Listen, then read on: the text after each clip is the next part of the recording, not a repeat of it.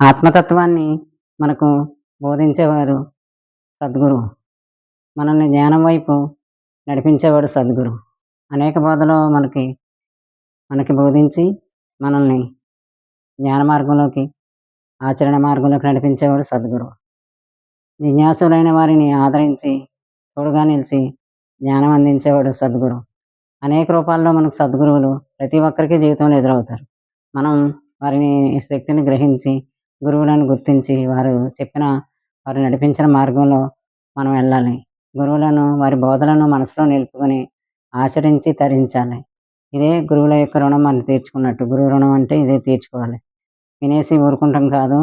వారి రుణం తీర్చుకోవాలి. మనం ఆచరించాలి. ఆచరణ మార్గంలో ఉండాలి. అనేక మంది గురువులు మనకు జీవితంలో అనేక పర్యాయాలు ఎప్పుడు మనకు ఎదురవుతూనే ఉంటారు. శంకరులు, వేదవ్యాసుడు, కృష్ణ భగవానుడు వీరందరూ గురు పరంపరలో ఎంతోమంది, ఇంకా చాలామంది ఆయా కాలాల్లో అనేక మంది, ఇక్కడే కాదు మన భారతదేశంలోనే కాదు, మొత్తం ప్రపంచంలో అనేక చోట్ల అనేక మంది గురువులు ఉన్నారు. వారందరూ కూడా అది చెప్పింది ఒకటే సత్యం. మన సస్వరూపాన్ని తెలియజేయటమే వారి ధ్యేయం. ఆ సస్వరూపాన్ని మనం తెలుసుకొని, మనం మనం ఎవరో మనం తెలుసుకొని ఆ మార్గంలో మనం వెళ్ళాలి. మన మనసు కూడా ఒక విధంగా గురువే. గురు మార్గంలో మనం నడిపించేది మనసే. ఆ మనసుకే గనక అటువంటి కోరిక, అటువంటి మా గురువు బోధలో వెళ్ళాలని మనకి తెలియకపోతే, మనసు నడిపించకపోతే మనం తెలుసుకోలేం.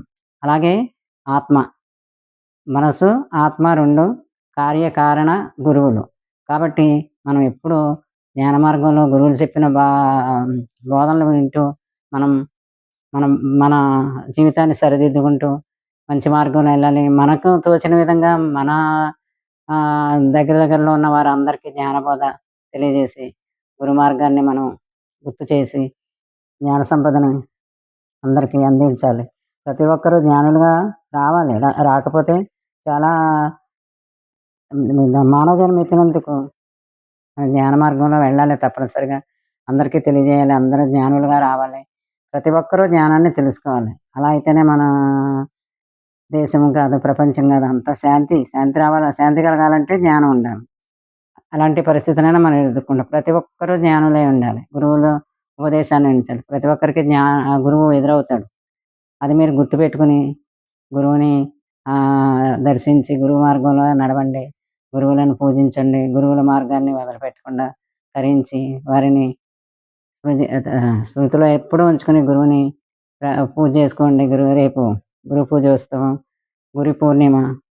గురువుని మనసులో ఎంతో సంతోషంగా, పూర్ణిమ ఎలా ఉంటదంటే సంతోషపూర్వకంగా ఉంటది.